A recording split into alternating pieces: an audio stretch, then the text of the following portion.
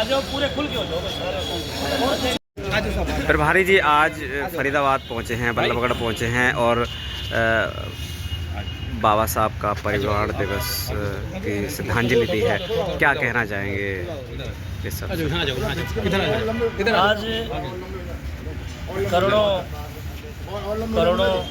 थोड़ा पीछे ऐसे हो जाएंगे और पीछे सर्व समाज के भारतवर्ष के मुल्ला जी थोड़ा पीछे हो जाओ, खुले बड़ी फोटो आई।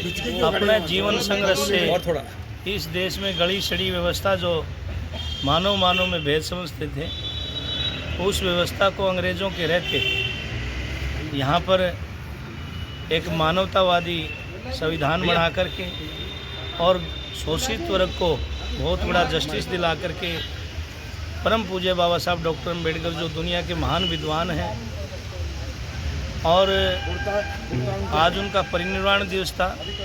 बहुजन समाज पार्टी ने हरियाणा प्रदेश के अंदर जिला हेडक्वार्टर पर परिनिर्वाण दिवस में श्रद्धा सुमन अर्पित करने का जो प्रोग्राम रखा है और इसको लेकर के तमाम बुद्धिजीवी साथी हमारे यहाँ आए हैं। हमारे जिला के अध्यक्ष, जिला विधानसभाओं के अध्यक्ष और पूर्व में रहे पदाधिकारी तो जिम्मेवार साथी यहाँ पहुँचे हैं। और बहुजन समाज पार्टी जो बाबा साहब डॉक्टर अम्बेडकर की आइडियोलॉजी पे चलती है, फुले साहू पेरियार की आइडियोलॉजी पे चलती है और जैसा बाबा साहब चाहते थे कि उनका जो चाहत थी, जो तथागत गौतम बुद्ध के सपनों का भारत की, जो गुरु रविदास महाराज जी के बेगमपुरे की, ऐसा इस देश में बाबा साहब की विचारधारा को मानने वाली केवल एक पार्टी वो बहुजन समाज पार्टी है, जिसकी नेता आदरणीय बहन कुमारी मायावती जी है। और हमने सबने मिलकर साथियों ने संकल्प लिया है कि बाबा साहब की विचारधारा पे चल करके बहुजन समाज पार्टी को मजबूत करेंगे और इस देश में बहुजन समाज पार्टी को और इस दबे कुचले समाज को हुक्मरान बनाने का काम करेंगे। एक बात करें कि आज आप 2 महीने हो गए हैं चुनाव के और पार्टियों के 50-50 हज़ार मेंबर बन गए हैं, लेकिन अभी पार्टी कहीं ना कहीं अपना संगठन ठीक से नहीं कर पा रही है जी। तो कैसे जी चुनाव आने वाले हैं जो वार्ड मेंबरों के जी निगम के नहीं, बहुजन समाज पार्टी ने आज उसकी यहाँ चर्चा हमारे जिला अध्यक्ष ने जी हमारे साथियों ने रखी है। और जहाँ तक आप ये कि 50,000 मेंबर बन गए, बीजेपी जो है वो स्टंट और ड्रामे करने में माहिर है जी। अभी हरियाणा में वो कैसे चुनाव जीती है, कितना जातीय जहर घोला है और कांग्रेस उसकी बी टीम है, उससे डर करके वो मुकदमा गांधी परिवार के दामाद के ऊपर था, थाली में परोस के बीजेपी को कांग्रेस ने आगे बढ़ाया है जी। जहाँ तक बीएसपी है जी, आज अगर बीजेपी के बाद हरियाणा प्रदेश के अंदर किसी पॉलिटिकल पार्टी को आप मैदान में देख रहे हैं तो वो बहुजन समाज पार्टी है। कांग्रेस के तो आपसी झगड़े ही नहीं खत्म हो रहे। कहाँ है कांग्रेस? विपक्ष का नेता नहीं दे पा रही। पूर्व में राज्यसभा के एक सीट के लिए चुनाव हुआ पर कैंडिडेट नहीं खड़ा किया। तो कांग्रेस बीजेपी यहाँ मिलके ही चल रही है। कांग्रेस ग्राउंड पे कहीं नहीं है, संगठन उसका कहीं नहीं है। आप मुझे बता दीजिए। एक बात और करें कि जो कांग्रेस ने 20 लाख हज़ार करोड़ रुपए स्विस बैंक में जमा किया था, आज ना बीजेपी बता रही है ना कांग्रेस, और दोनों मैदान में खुल के चले जाते हैं। किस मुंह से चले जाते हैं? तो ये दोनों कांग्रेस बीजेपी सगी बहनें हैं जी, ठीक है। और मान्यवर कांशीराम जी ने इस देश के अंदर एक बात दी कि एक सांपनाथ दूसरा नागनाथ जी। हमने बहुजन समाज पार्टी बनाई, साहब कांशीराम जी ने सांपनाथ और नागनाथ को रगड़ने के लिए हमने बनना नेवड़ा नाथ। नेवड़ा होना वो निकल जाता है। तो अब इन दोनों की चल रही जितनी झूठे दुकानें हैं, आने वाले समय में ये बहुजन समाज जागेगा और चोर लुटेरा भागेगा। हम इस देश के हुक्मरान बनेंगे। बहुजन समाज पार्टी जिंदाबाद, बहुजन समाज पार्टी जिंदाबाद। आज समीक्षा बैठक भी हुई है और परिनिर्वाण दिवस में श्रद्धांजलि भी दी है। क्या कहना चाहिए? मैं आपके चैनल का धन्यवाद करता हूं, आपने अपना कीमती समय दिया है, बहुत बहुत। बाबा साहब डॉक्टर अम्बेडकर के ऊपर जिन्होंने बड़ा काम किया और बाबा साहब डॉक्टर अम्बेडकर को इस देश का संविधान निर्माता होने का जो अवसर मिला, संविधान बनाने का जो अवसर मिला, तो सबसे पहले गुरु रविदास महाराज जी के उस बेगमपुरे की कल्पना, गुरु महाराज के बेगमपुरे की कल्पना बाबा साहब डॉक्टर अम्बेडकर ने की और उस बात को समझा जो आज से 650 साल पहले गुरु रविदास महाराज जी ने कही कि रैदास हरि भजन को केवल सुख दो, एक सुख स्वराज में दूजा मरघट को। कि इस दुनिया में, धरती पे केवल 2 सुख बताए गए हैं। सबसे बड़ा जो सुख है वो राजपाट के अंदर है। जो लोग राज में हैं वो लोग सुखी होते हैं, उनके ऊपर जुल्म जाति नहीं होती। और उसके बाद तो कल्पना की गई है कि दूसरा मरघट को, यानी कि मरने के बाद पता नहीं वहाँ स्वर्ग है या नरक है, जो भी है उस पर मैं नहीं जाना चाहता, लेकिन ऐसा कहा गया। तो गुरु रविदास महाराज जी की उन वाणियों से मैं अपनी शुरुआत करते हुए बोधि सत्य बाबा साहब डॉक्टर भीमराव अम्बेडकर 14 अप्रैल 1891 को मध्य प्रदेश के मऊ में उनका जन्म होता है। उनके जीवन संघर्ष की गाथा बहुत बड़ी है, जिनको शब्दों में नहीं पिरोया जा सकता, लेकिन चंद बातों में जब उनका जन्म होता है, उनके फादर साहब जो सूबेदार थे, उनके प्रयास से उनको स्कूल में दाखला मिलता है, अथक प्रयास से, लेकिन अलग बैठाया जाता है। पीने का पानी तक उनको सार्वजनिक जगह से नहीं पीने दिया जाता। और बार बार वो नन्हा भीम जब अपनी माँ से इस बात की जिद करता है, पूछता है, माँ जहाँ सब जगह बच्चे पानी पीते हैं, मुझे पानी क्यों नहीं पीने दिया जाता?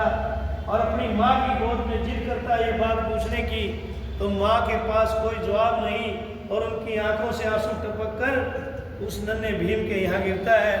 वो बच्चा बुद्धिजीवी उसी समय समझ जाता है और संकल्प लेता है कि कोई बात नहीं माँ, आज हमें पानी नहीं पीने दिया जाता, लेकिन मैं ऐसा बनूंगा कि सबको संसार इस भारत में पानी पीने का हक होगा। आज हम जो ये पानी पी रहे हैं, सुबह उठ करके जो अच्छा पानी या अच्छी चाय या अच्छे कपड़े डाल रहे हैं, तो सबसे पहले थैंक्स उस महामानव बाबा साहब डॉक्टर अम्बेडकर का हमें करना चाहिए। साथियों, उनके संघर्ष की गाथा कोई कम नहीं, लेकिन उन्होंने कभी हार नहीं मानी, कभी शिकवे शिकायतों में नहीं उलझे और अपने महापुरुषों का इतिहास पढ़ा, खास करके कबीर साहब फुले पेरियार का इतिहास पढ़ा और उनको पढ़ करके वो आगे बढ़े। जो महात्मा ज्योतिबा फुले चाहते थे इस देश में गैर बराबरी खत्म हो, जो छत्रपति साहू जी महाराज जी ने चाही सेपरेट इलेक्टोरेट, छत्रपति साहू जी महाराज ने चाहा अपने राज्य में, जो फुले साहब ने रिजर्वेशन में नौकरियों में रिजर्वेशन की बात अंग्रेजों के सामने की थी, जो एजुकेशन की बात हक की बात की थी, उस बात को साहू जी महाराज ने अपने राज्य के अंदर 1902 के अंदर 50% आरक्षण देने का काम किया। और सेपरेट इलेक्टोरेट की बात आई तो महात्मा साहू जी महाराज ने बाबा साहब डॉक्टर अम्बेडकर को आगे करके अंग्रेजों से सेपरेट इलेक्टोरेट सिस्टम को हासिल करके दिया। यहाँ तक कि गांधी और उसके चेलों ने बाद में उसको नहीं रहने दिया। परम पूज्य बाबा साहब डॉक्टर अम्बेडकर को इस देश में जब जब अवसर मिले, उन्होंने अपनी बात अंग्रेजों के माध्यम से first government conference, second government conference और थर्ड गवर्नमेंट कॉन्फ्रेंसों में बहुत से हक हकूक आप लोगों को ध्यान करके दिए। इस देश की जो व्यवस्था थी उस वर्ण व्यवस्था का घोर विरोध करके इस देश के अंदर शेड्यूल कास्ट और बैकवर्ड और माइनॉरिटी के लोग और शेड्यूल ट्राइब के लोग बना करके आप लोगों को एक सूची में नामबद्ध करके आपके हकों की बात अंग्रेजों के सामने रखी। साथियों, इस कांग्रेस की उस समय एक तरफा वो लोग थे जो अंग्रेज लोग यहाँ मानवतावादी लोग थे, बाबा साहब की विचारों से प्रभावित होकर के आपको हक हकूक देना चाहते थे। दूसरी तरफ काले अंग्रेज थे, गांधी की कांग्रेस थी जिन्होंने बाबा साहब के रास्ते में अनेकों रोड़े अटकाए, लेकिन बाबा साहब डॉक्टर अम्बेडकर ने अपनी हार नहीं मानी। उन्होंने अवसर तलाशे और जैसे मौका मिला अपनी बात रखी, बहुत सी बातें मनवाने का काम किया। साथियों, 1935 का इंडिया एक्ट अगर आप पढ़ेंगे तो उसके अंदर बाबा साहब ने हमें पढ़ने का अधिकार लेकर के दिया, जिसकी बदौलत 1948 में इस देश के अंदर 4 IPS 2 IPS और 2 IS अधिकारी 1948 में बाबा साहब की बदौलत चुन करके आए, जिनमें से एक KR नारायणन था। ये उस मसीहा का करिश्मा था कि अंग्रेजों के रहते और आज़ादी से पहले आपके समाज को उस बुलंदी पे जो सबसे बड़ा पद होता है एक IS का, उस पे पहुंचाने का काम बाबा साहब डॉक्टर अम्बेडकर ने किया। और अंतिम समय में बाबा साहब डॉक्टर अम्बेडकर ने इस बात को महसूस कर लिया कि ये कांग्रेस के लोग और आज के मनुवादी लोग, ये व्यवस्था को कायम रखने वाले लोग, इनसे मैं अपने समाज को अगर मैंने आगे बढ़ाना है तो अपना एक प्लेटफार्म, अपना झंडा और डंडा मुझे इनको दे करके जाना है, यानी कि अपनी पॉलिटिकल पार्टी बना करके मैं इस समाज को जो वोट रूपी अधिकार आपको दिया था उसका सही प्रयोग करने का एक रास्ता दे करके गए। बाबा साहब डॉक्टर अम्बेडकर ने उस समय ये समाज से आग्रह किया, जिस कांग्रेस ने बाबा साहब को जीत करके नहीं जाने दिया, और ये आह्वान किया कि मेरे समाज के लोगों, अगर मैंने आपका रत्ती भर भी काम किया है तो मेरी ये रिक्वेस्ट है कि कभी कांग्रेस का 4 पैसे का आप मेंबर मत बनना। ये बाबा साहब डॉक्टर अम्बेडकर ने कहा। और अंतिम समय में वो बहुत ज़्यादा दुखी थे और बहुत पीड़ित थे। क्यों पीड़ित थे? जो बाबा साहब की रिजर्वेशन से आगे बढ़े वो लोग अपनी प्रमोशन और ट्रांसफर के चक्कर में वो समाज को पे बैक नहीं कर सके। साथियों, इस देश में ये कृपा कुदरत की आपके ऊपर रही है कि समय समय पर अनेकों महापुरुष आपको जगाने और उठाने के लिए आए हैं, लेकिन हमने जीते जी अपने महापुरुषों को नहीं समझा। बाबा साहब 6 दिसंबर 1956 को हमारे बीच से चले जाते हैं। व्यवस्थावादियों ने जो स्टेटमेंट दी कि बगावत का दिया हमेशा के लिए बुझ गया। बाबा साहब अपने समाज को समझा करके गए कि मेरे समाज के लोगों, मैं तभी तक जीवित हूँ जब तक मेरा संविधान जीवित है। तो ये मान के चलना कि बाबा साहब कभी मरने वाला नहीं है। लेकिन साथियों, जो बाबा साहब डॉक्टर अम्बेडकर इस दुनिया को छोड़ करके गए, तो बाबा साहब के जाने के बाद बहुत बड़े लंबे समय तक इस कारवां को ख़त्म करने के लिए उन्हीं के लेफ्टिनेंटों ने जो कांग्रेस के अंदर सरेंडर कर गए। लेकिन धन्य है साहब श्री कांशीराम जी, साहब श्री कांशीराम जी, जिन्होंने बाबा साहब को पढ़ा और उनकी RPI को पढ़ा, उनकी सोच को पढ़ा। अपने जीवन के 14 साल महाराष्ट्र के अंदर RPI को बचाने के लिए मान्यवर कांशीराम जी ने वहां दिए। और जब RPI के 8 टुकड़े उनके देखते देखते हुए, तो मान्यवर कांशीराम जी ने वहीं से संकल्प लिया कि बाबा साहब अंतिम समय में क्यों दुखी थे, क्योंकि पढ़े लिखे लोग बाबा साहब को पे बैक नहीं कर पाए थे। वहीं से संकल्प एक बाम सेब का कंसेप्ट लेकर के 200-300 कर्मचारी इकट्ठे करके और वो दिल्ली के अंदर एक आंदोलन की शुरुआत करते हैं और इस देश के अंदर एक नारा देते हैं। क्या नारा? जय भीम जय भारत। ये अपने महापुरुषों को मनवाने का काम मान्यवर कांशीराम जी ने किया। मान्यवर कांशीराम जी ने बाम सेब का गठन करके इस देश के पढ़े लिखे कर्मचारी, जो उस समय 10 लाख कर्मचारी थे, संकल्प लिया कि 10% कर्मचारी मैं समाज के जोड़ने का काम करूंगा। साथियों, यानी कि 1 लाख कर्मचारियों का संकल्प लिया। और फिर 6 दिसंबर 1978 को जब दिल्ली के अंदर ताल कटोरा स्टेडियम के अंदर उनको बुलाने का काम किया, 3 लाख कर्मचारी पहुंचे और वहाँ ये संकल्प लेकर के कि मैं 5% इन कर्मचारियों में से जिनको कैडराइज करके वो कोने कोने में देश के जा करके वो कैडर देने का काम करेंगे, इस कारवां को आगे बढ़ाने का काम करेंगे, जो बाबा साहब की सोच थी। और उसके ऊपर मान्यवर कांशीराम जी ने उसके बाद इस समाज को संघर्ष करना सिखाया। साथियों, एक DS4 नाम का संगठन दलित शोषित समाज संघर्ष समिति बनाई और उसके बाद इस देश में बाबा साहब का जो हाथी, यहाँ के मनुवादी लोगों ने जो बाबा साहब का नीला झंडा और हाथी का चुनाव चिन्ह जो RPI का था, उसी नीले झंडे को और हाथी चुनाव चिन्ह को 14 अप्रैल 1984 को बहुजन समाज पार्टी बना करके इस देश में दोबारा से वो हाथी लाने का काम किया। और 1996 के अंदर उस हाथी और नीले झंडे को राष्ट्रीय पार्टी का दर्जा दिलाने का काम किया।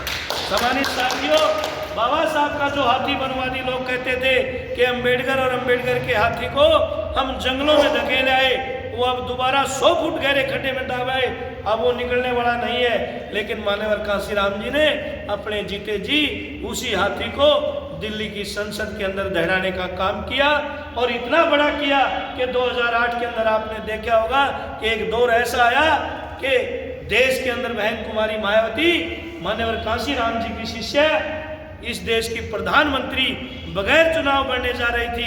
कांग्रेस और बीजेपी दोनों सगी बहनें वो एक हुई और उन्होंने हमारी विचारधारा को आगे न बढ़ने दे करके संसद के अंदर नोटों के बंडल आप सब ने टीवी के माध्यम से देखे होंगे। सम्मानित साथियों, बहुत ज़्यादा लंबी बात न करके हम यहाँ बैठे काफ़ी देर से महसूस कर रहे हैं, बहुत से नौजवान साथी वो जोश में है, होश में नहीं है।